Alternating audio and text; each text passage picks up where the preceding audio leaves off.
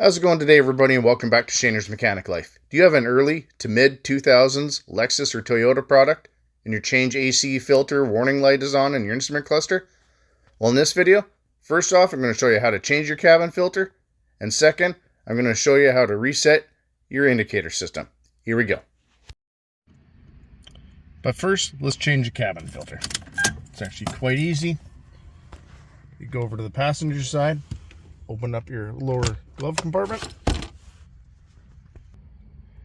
take out all your insurance papers, stuff like that, and this is about one of the easiest cabin filters to do. You don't even need any tools. You look at the back of the glove compartment, you see this little panel. Just pull that forward, pop that out of place. Your cabin filter is just in behind here. You just push these bottom tabs up. That opens up the door. Drop it down. It gains access to your cabin filter. A little tab here for you to pull.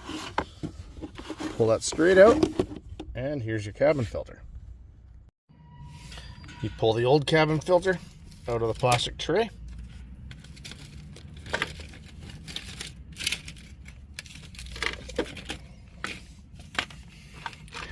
Grab your new one. Make sure it's the right size, and you simply insert it in like the old one.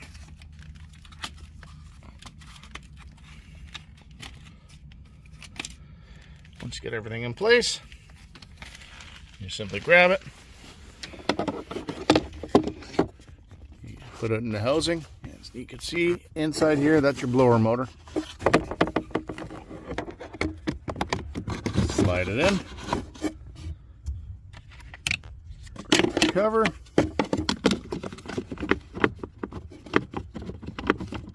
Make sure you get all the little tabs lined up. Once you get tabs lined up, push it in. Make sure these lock in place. And now you can grab your glove compartment panel. Put that into place. Clicks in. And you're good to go.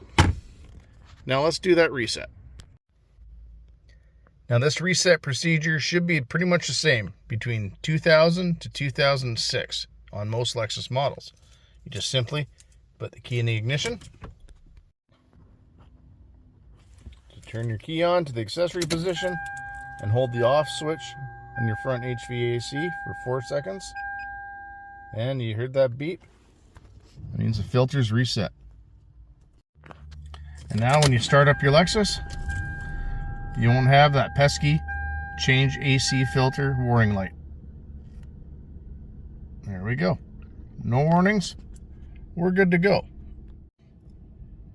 Hope you found this video helpful and informative, and I definitely hope it helps someone save a few bucks by number 1, changing your old cabin filter, and number 2, being able to reset that warning light without a scan tool and do it on your own.